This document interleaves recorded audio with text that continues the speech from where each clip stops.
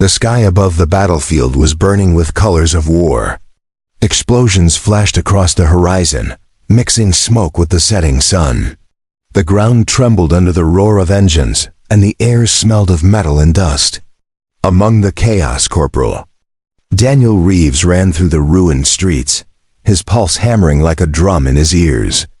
His orders were simple: find cover, regroup, and survive, but nothing about this war had been simple. He had been separated from his unit when an enemy strike tore through the buildings. The alien army was everywhere, their soldiers moving like shadows through the smoke. Their armor glinted in the dim light, and their voices echoed in a language Daniel could not understand. He ducked into a collapsed alleyway, his rifle ready, scanning for movement. His breathing slowed, and he forced himself to focus on the sound of his surroundings. That was when he heard it, a faint cry, high-pitched and trembling, cutting through. The noise of battle. Daniel followed the sound carefully. His boots crunched on broken glass, and his eyes swept every corner for danger. The crying grew louder as he approached a half-destroyed house. The front wall was blown away, leaving the inside open to the street. There, in the shadow of a fallen beam, was something that froze him in place. A small alien child sat on the dusty floor, clutching a torn green cloak. Her golden hair shimmered even in the dim light, and her bright eyes, so much like a human's, yet not, were wide with fear. She couldn't have been more than 5 years old. Her tiny frame was shaking, and her armor looked ceremonial rather than practical. It took Daniel only a moment to realize what she was. The green and gold markings on her cloak matched those worn by the alien general whose forces were leading this attack. This was no ordinary child. This was the general's daughter. His instincts screamed to move on, to leave her. Capturing or killing the enemy's kin could mean leverage, but it could also mean death. Still, when the child looked up at him with tear-streaked cheeks, something inside him shifted. He lowered his rifle and stepped closer. Her small hands tightened around the cloak as if she feared he would take it from her. Daniel knelt down and spoke softly, knowing she might not understand the words, but hoping the tone would matter. The child's ears twitched, and her trembling slowed. Another explosion shook the ground, and debris rained down around them. Daniel acted without thinking. He scooped her up into his arms and pressed her against his chest. She was lighter than he expected, her little hands gripping his armor, like it was the only thing keeping her safe. He looked out toward the street and saw enemy soldiers moving closer. If they found him with her, he would be dead before he could explain. He needed to move fast. Daniel sprinted into the alleys, weaving through rubble and collapsed walls. The sound of alien voices chased him, but he pushed forward, his grip on the child never loosening. Her head rested against his shoulder, and he could feel her shallow breaths. Every instinct told him this was madness. She was the enemy's bloodline. But as her small fingers clung to his collar, he knew he had already made his choice. He found an abandoned storage room beneath the wreckage of a shop. Dust coated the shelves, and faint light filtered in through a broken vent. It was quiet here, hidden from the chaos above. Daniel set her down gently on a blanket he pulled from his pack. She stared at him for a moment, then reached for the canteen hanging at his side. Without hesitation, he handed it to her. She drank in small sips, her eyes never leaving his face. For the first time since the war began, Daniel felt the weight of something more than survival. Protecting her was dangerous, maybe even suicidal, but the thought of leaving her in the ruins was worse. He adjusted his rifle and listened to the faint sound of the battle above. Somewhere out there, the alien general would be looking for his child. But for now, she was here with him, and he would not let anything harm her. The air inside the ruined storage room was heavy with dust. Daniel leaned against the wall, keeping his rifle close, while the small alien child sat quietly on the blanket. She was still holding the empty canteen, her big eyes following every move he made. Outside, The distant thud of artillery reminded him that the war had not stopped. He had only found a small moment of stillness in a storm that could swallow them both. He needed to think. The child was not just any enemy civilian, she was the daughter of the enemy's most feared general. If the aliens found him with her, they would kill him without asking questions. If his own army found out, they might think he was trying to use her as a shield or worse. Either way, the only way to keep her alive was to keep her hidden. That meant moving carefully and trusting no one. Daniel crouched down to meet her gaze.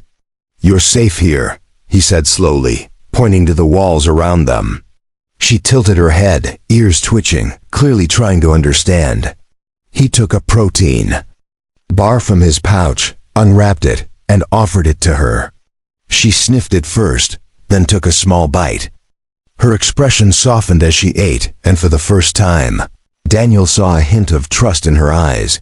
A sharp crack echoed above them, followed by the sound of voices. Daniel froze. The language was alien, but the tone was urgent. They were searching. He motioned for the child to stay quiet and moved to the broken vent. Through it, he could see armored figures moving through the street. One of them was taller than the rest, his armor trimmed in gold. Even at a distance, Daniel recognized the bearing of authority. This had to be the general himself. The general was barking orders, pointing toward the ruined house where Daniel had first found the child. Soldiers spread out in formation, scanning every alley and building. Daniel's chest tightened. They were closing in, and it would only be a matter of time before they searched this block. He glanced at the girl. She had followed his gaze too. The vent, and her small hands gripped the blanket. She knew who was out there. Daniel pulled back from the vent and considered his options. Staying here meant getting trapped. Running meant risking being seen. The safest move was to get out before the search reached them. He slung his rifle over his shoulder, lifted the girl into his arms again, and whispered, "We have to go." She didn't resist. Instead, she buried her face into his neck, as if she understood the danger. They slipped out through a narrow gap in the back wall, moving into a maze of collapsed buildings. Daniel used the rubble for cover, crouching low and listening for patrols. Twice, they had to stop as alien soldiers passed close enough for him to hear their armor creak.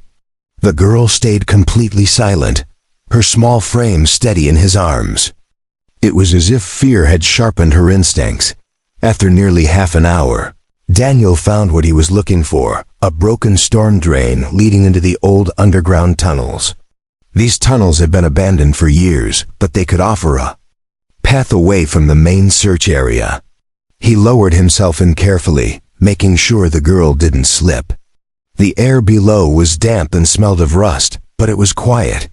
The sound of the war above was muffled, giving them a fragile sense of safety. As they walked deeper, the girl tugged gently at his sleeve. He looked down to see her pointing at a pendant hanging from her neck. It was shaped like a leaf, made of gold with a green stone in the center. She held it out to him as if offering it. Daniel shook his head, pushing it back toward her. "That's yours," he said softly. Her lips curled into the smallest of smiles, and she clutched it close again. Somewhere above, the enemy general was still searching. Daniel didn't know how far he could go or how long he could keep her hidden. But as they moved through the shadows of the tunnel, one thing became clear to him. This war was no longer just about soldiers and territory. For him, it was now about protecting the small life in his arms, no matter the cost. The tunnels stretched far beneath the city, their walls damp and cracked. Daniel kept his steps light, his ears tuned to every sound. The girl clung to his neck, her small heartbeat quick against his chest. Each step away from the surface felt like they were sinking deeper into a world where only the two of them existed. The war above was distant now, but it was not gone. He stopped when the tunnel split into two directions. One path sloped downward into darkness, while the other climbed toward faint light. He needed to find shelter before exhaustion caught up with him. The girl had been silent since they entered the tunnels, her wide eyes scanning the shadows. Daniel adjusted his grip on his rifle and listened. Faint drips of water echoed around them, masking any smaller noises. He chose the downward path, betting it would hide them better. The air grew cooler as they descended. The walls here were covered in moss, and the floor was slick. Daniel's boots slid more than once, but he kept a steady pace. The girl shifted slightly in his arms, and he paused to check on her. She was still holding the golden leaf pendant close to her chest.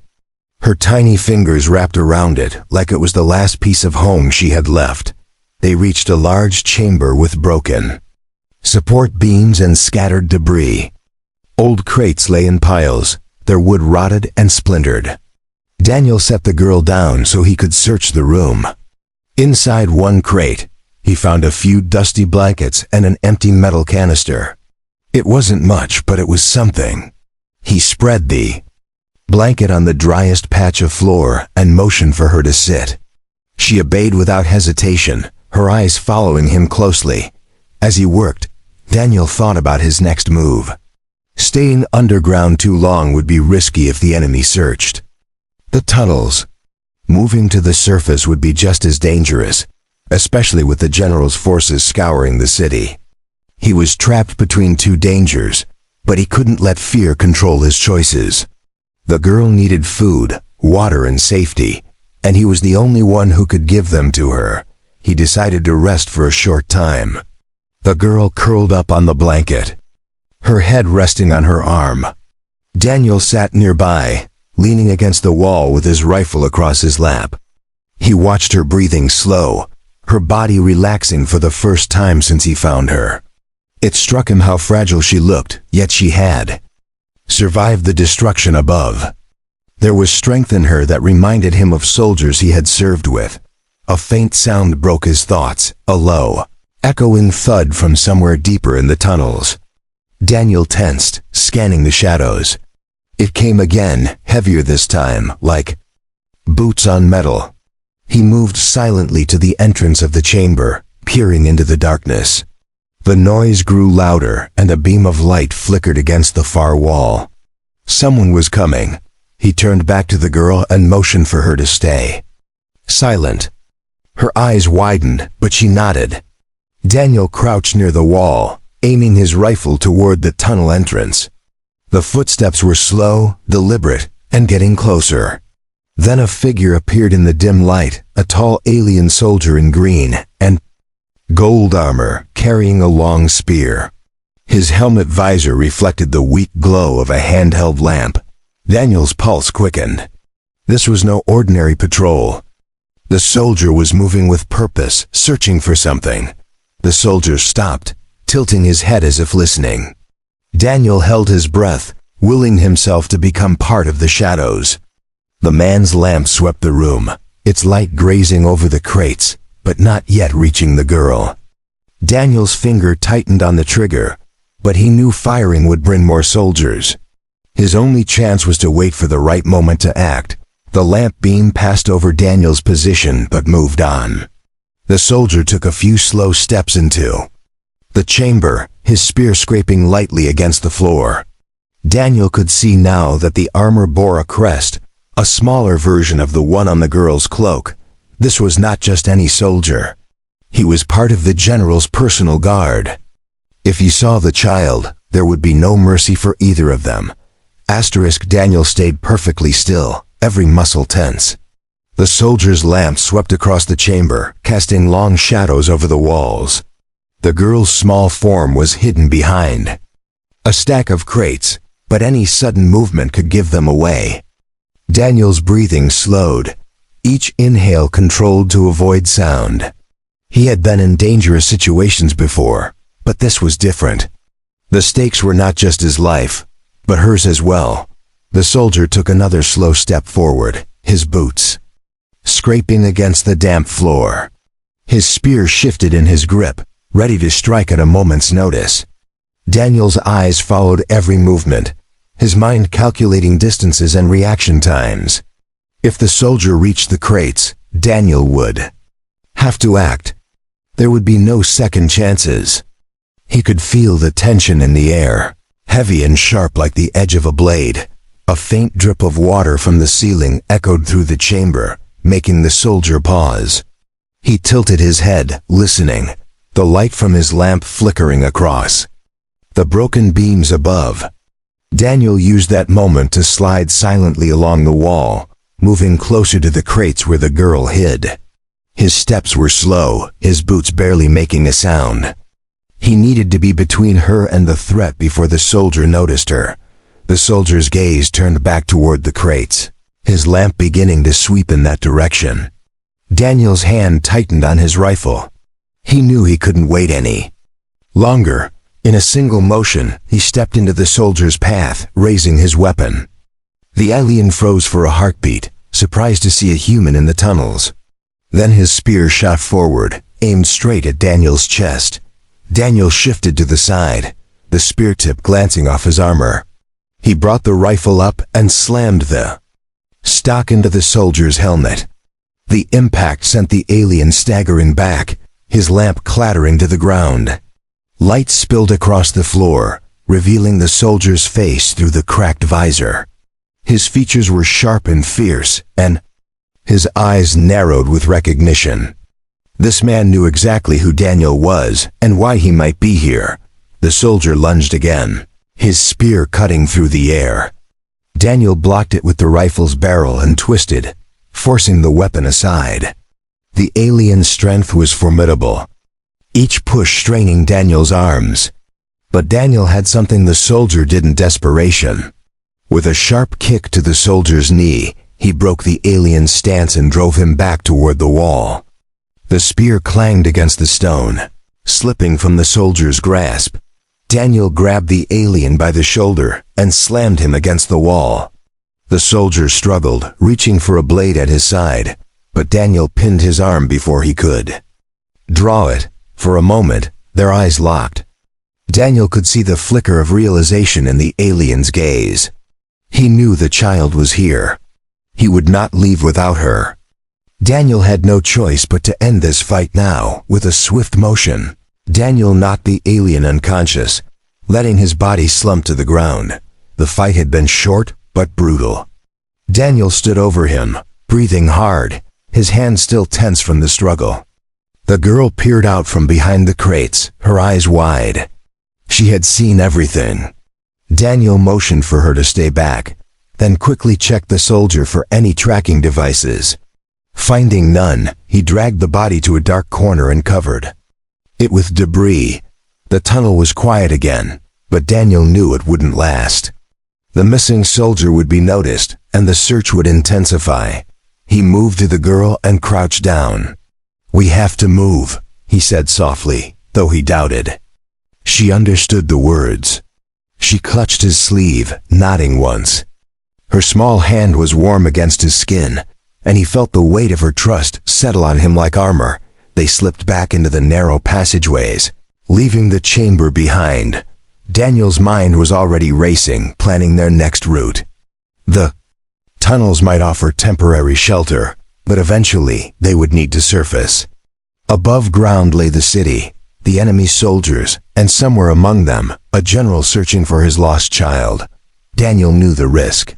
He also knew he would not let her go. The tunnels narrowed as Daniel moved forward, forcing him to duck under low arches and step over broken pipes. The girl stayed close, her hand gripping the edge of his jacket. Water dripped steadily from the ceiling, forming shallow puddles on the ground. The sound of their footsteps echoed softly, making the space feel even smaller. Every few steps, Daniel glanced back to make sure she was still there. They reached a section where the wall had caved in, blocking their path with chunks of concrete. Daniel scanned the debris for a way through. The gap at the top was too small, but near the floor, a narrow opening seemed just wide enough for the girl to crawl through. He knelt beside it and tested the edges. Loose stones shifted under his fingers, but it would hold long enough to pass. He turned to her and pointed toward the opening. She hesitated, her eyes darting toward the shadows behind them. Daniel gave her an encouraging nod. Slowly, she crouched and began to crawl through the space, her golden hair brushing the dusty edges. Once she was on the other side, she looked back at him, waiting. Daniel followed, his shoulders scraping the concrete. As he pulled himself forward, the moment his boots cleared the gap, he pulled a piece of debris into place to hide the passage. On the other side, the tunnel widened again, revealing a rusted metal door on the far wall. Daniel approached it carefully, testing the handle. It groaned but turned, and he pushed it open, just enough to peek inside. The room beyond was dark, except for thin beams of light leaking from vents near the ceiling. Dust swirled in the air, and the faint smell of oil lingered. It looked like an old maintenance station, long abandoned. He stepped inside, motioning for the girl to follow. The space offered shelter and a clear view of the only entrance. That meant they could rest for a while without fear of being surrounded. Daniel found an overturned crate and set it upright for her to sit on. She climbed onto it and swung her legs slowly, her eyes fixed on him as if waiting for his next move. The trust in her gaze was becoming harder to ignore. Daniel used the moment of safety to take stock of their supplies. His canteen was nearly empty, and they had only one protein bar left. He would need to find food and water soon, but leaving her alone was out of the question. She was too vulnerable, and he could not risk her being found by another soldier. The thought of her falling into the wrong hands tightened his chest. The girl reached into a small pouch at her side and pulled out something wrapped in cloth. She unfolded it carefully, revealing a small loaf of dense bread. It was slightly stale, but still edible. She broke it in half and offered one piece to him. Daniel took it without a word, though inside he felt a flicker of respect. She had been saving it, and yet she chose to share it with him. They ate in silence, the bread dry but filling enough to quiet their hunger for now. Daniel kept his ears open for any sounds beyond the door. Twice he thought he heard faint movement, but it faded quickly. The city above was still alive with the chaos of battle, and that chaos was their cover for the moment. Still, he knew it would not last forever. When they finished eating, the girl curled up on the crate, her cloak wrapped around her for warmth. Daniel sat against the wall, his rifle resting across his knees. He studied her as she drifted toward sleep, the soft rise and fall of her breathing, steady and calm. He wondered if she knew how much danger surrounded them, or if she simply trusted him to handle it. Outside the room, the war continued, unseen but constant. Somewhere in the maze of streets above, the enemy general searched for his daughter. Daniel knew that sooner or later, their paths would cross. When that happened, the choices he made would decide not only his fate, but hers as well. The dim maintenance station felt colder when Daniel woke.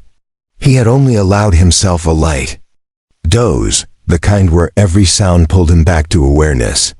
The girl was still curled up on the crate, her cloak tucked tightly around her. He rose quietly, stretching his stiff muscles while keeping his rifle in hand. Outside the door, faint noises echoed through the tunnel, too distant to be certain, but enough to remind him they were not alone. Daniel crossed the room to the vent, pressing his ear against the thin metal. The air carried vibrations of footsteps, steady and deliberate. Whoever was out there was not wandering aimlessly. He considered staying hidden, but supplies were running low, and he needed to find water soon. His eyes shifted back to the girl. She had opened her eyes and was watching him silently, her small face alert yet calm. She seemed to sense his unease. He crouched down beside her, speaking in a low tone. "We have to move again," he said, pointing toward the door. She nodded. Once, standing without hesitation. Her trust was now second nature, and that weighed heavier on Daniel than the rifle he carried. He motioned for her to stay close, then eased the door open just enough to peer into the tunnel. The corridor was empty, but the echo of movement still lingered in the air. They stepped out and began moving through the narrow passage. Daniel kept to the edges, avoiding the center where the sound of their steps would carry farther. The girl followed in his shadow, her small feet quick but quiet. Twice, they stopped at junctions where the sound of voices drifted faintly from unseen corners. Daniel listened carefully each time, waiting until the danger passed before continuing. The tunnel eventually opened into a wider chamber, its walls lined with rusted pipes and abandoned machinery. A broken ladder led upward into darkness, and above it, Daniel could see faint daylight filtering down. It might be a way to the surface, though it would put them back in the open. He hesitated, weighing the risk against the need for supplies. The girl's faint cough decided it for him. They had to try. Daniel slung his rifle across his back and began climbing, testing each rung before trusting it with his weight. The girl followed closely, her small hands gripping the ladder carefully. The air grew warmer the higher they climbed, and the light became brighter. At the top, Daniel pushed against a rusted hatch until it gave way with a soft groan. Fresh air spilled into the shaft, carrying the scent of dust and smoke. They emerged into the shell of a destroyed building. Its walls were half collapsed, and debris littered the floor. Through a gap in the wall, Daniel could see the remains of a street. Burned-out vehicles lined the roadside, and shattered glass crunched under his boots as he stepped forward. The city was quieter here, though distant gunfire still cracked in the far distance. He motioned for the girl to stay low as they moved toward cover. They reached a small shop with its windows blown out and door hanging from one hinge. Inside, the shelves were bare except for a few scattered cans and a tipped-over water container. Daniel grabbed the container and shook it. It was nearly empty, but enough for a drink. He poured some into the canteen and handed it to the girl. She drank quickly, then passed it back to him. It was a small victory, but enough to keep them going. A sudden sound outside made Daniel freeze. Boots on pavement, steady and in formation. He moved to the edge of the window and peered out. A patrol of alien soldiers was moving down the street, their armor glinting faintly in the light. Among them walked a taller figure in ornate green and gold armor. Even from this distance, Daniel recognized the presence. It was the general himself. The girl's gaze followed his, and her eyes widened. She stepped back instinctively, clutching her cloak tighter. Daniel's jaw tightened. The search was closer than ever, and the general's forces were sweeping the area with precision. Staying here would mean being trapped. They had to move again, but every step now would be under the shadow of the man who wanted her back more than anything else. Daniel pulled the girl away from the window, guiding her toward the back of the shop.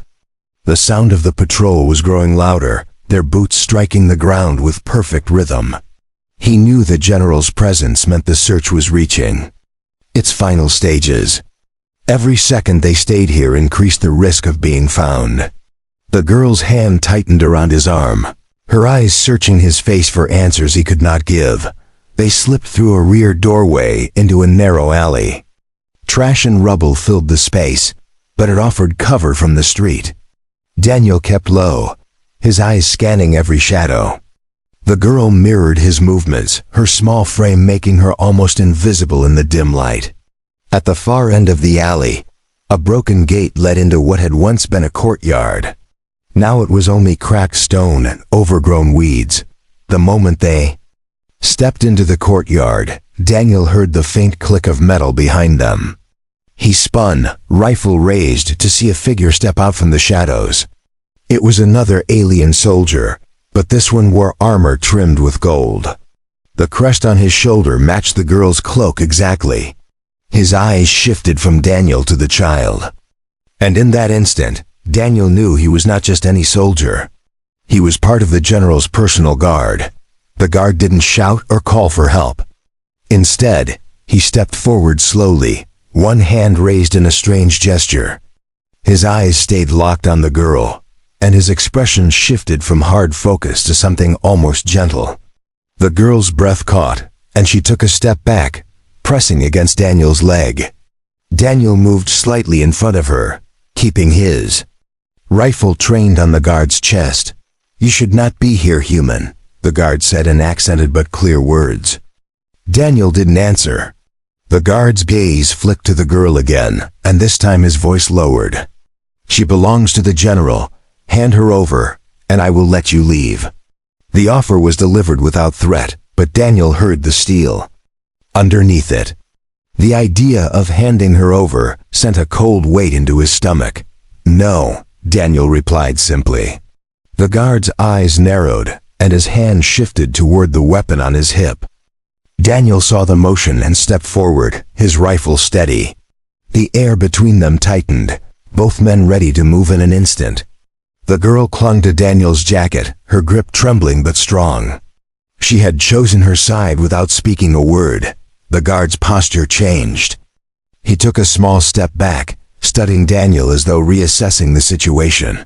"You are a soldier," he said slowly. "You know what will happen if you defy the general." Daniel didn't move. The guard glanced once more at the girl, then lowered his weapon slightly. "Then you should run while you still can." Without waiting for an answer, he turned and vanished into the shadows of the alley. Daniel didn't relax until he was sure the guard was gone. He turned to the girl, crouching so they were eye level. "We move now," he said firmly. She nodded, and together they slipped through another side street, heading away from the patrol's path. The encounter had unsettled him. The guard could have raised the alarm but didn't. That meant something he couldn't yet understand. They moved quickly through the outer edges of the city, where the buildings thinned and the ruins gave way to open ground. In the distance, Daniel saw the remains of an old transport station. Its skeletal frame rose against the horizon, a mix of rust and shattered glass. It might offer a way out if they could find a working vehicle, though he doubted their luck would be that good. Still, it was better than staying in the city. By the time they reached the edge of the station, the sun was dipping lower, casting long shadows across the cracked pavement. The air smelled of fuel and dust. Daniel paused at the entrance, scanning the area for movement. For now, it seemed empty. He led the girl inside, past rows of broken transport pods. Somewhere beyond these walls, the general search was closing in. But for this moment, they had space to breathe and plan their next move. The transport station was silent except for the faint creak of rusted metal shifting in the wind. Daniel led the girl through the rows of shattered pods, stepping carefully to avoid glass and debris. His eyes swept the shadows, looking for any sign of movement. The girl stayed close, her gaze darting between the broken walls and the wide, open spaces. She seemed to sense that this place was both a chance for escape and a trap waiting to close. They reached the far side of the station, where a line of half-collapsed offices stood. Inside one, Daniel found an old control panel covered in dust. Most of the screens were shattered, but a single small monitor still flickered faintly. He brushed the dust away and studied the layout. The transport tracks stretched beyond the station into the hills. If even one pod could be powered, it might carry them far enough to lose the general's pursuit. He began searching the offices for anything usable. In a storage closet, he found a small fuel cell, its power gauge still in the green. It was not much, but it could be enough to give one of the pods a short burst of energy. The girl watched as he worked, her eyes following his every movement. She seemed to understand that this was their best chance to get away from the city. They moved to the nearest intact pod. Its metal shell was scarred and dented, but the control panel inside still lit up when Daniel connected the fuel cell. The hum of power filled the air, low but steady. He tested the drive system and saw the lights flash green. Relief washed through him. They had a way out. The girl climbed into the seat beside him, her cloak pooling around her like a shield. Before he could start the pod, movement outside caught his eye. Figures were approaching from the station entrance, their armor glinting in the fading light. At the center of the group was the general himself, tall and imposing in green and gold. His gaze locked on the pod instantly. Even at this distance, Daniel could feel the weight of that stare. The search had ended. They had been found. Daniel's hand tightened on the pod controls. He could launch now and risk being shot before they cleared the station, or he could confront the general here. Running might buy them time, but only if the general did not disable the pod with a single command. He glanced at the girl. Her small hand rested on his arm, her eyes fixed on the figure outside. There was no fear in her expression, only quiet. Resolve. The general stepped forward, motioning for his soldiers to hold their ground. His voice carried across the station. "Human, you have what is mine. Give her to me, and you may leave alive." Daniel stood slowly, stepping out of the pod with his rifle in hand. "She is not yours," he said firmly. The soldiers shifted, but the general raised a hand to stop them. His eyes narrowed as he studied Daniel. "You know who she is," the general said. "You know the danger of keeping her." Daniel didn't deny it. "I also know she is just a child," he replied. "And I know what will happen if she goes back with you." For a long moment, neither man moved. The tension between them was like a drawn blade, ready to cut at the slightest push. Then the general's gaze shifted to the girl, and something in his expression softened. "She is my blood," the general said quietly, "but you have kept her safe. That is something I cannot ignore." He stepped closer, lowering his voice, so only Daniel could hear. "Take her beyond the border. The war will not follow you there." Daniel searched the man's eyes, looking for any sign of deception, but found none. Slowly, he nodded. The general stepped back, signaling his soldiers to stand down. Daniel returned to the pod and took his seat beside the girl. She looked up at him, and for the first time, he saw a small smile on her face. He started the engine, and the pod slid forward onto the tracks. As the station fell behind them, the fading light cast their shadows long against the hills. The war still raged somewhere far away, but for now, they were free, and he intended to keep it that way.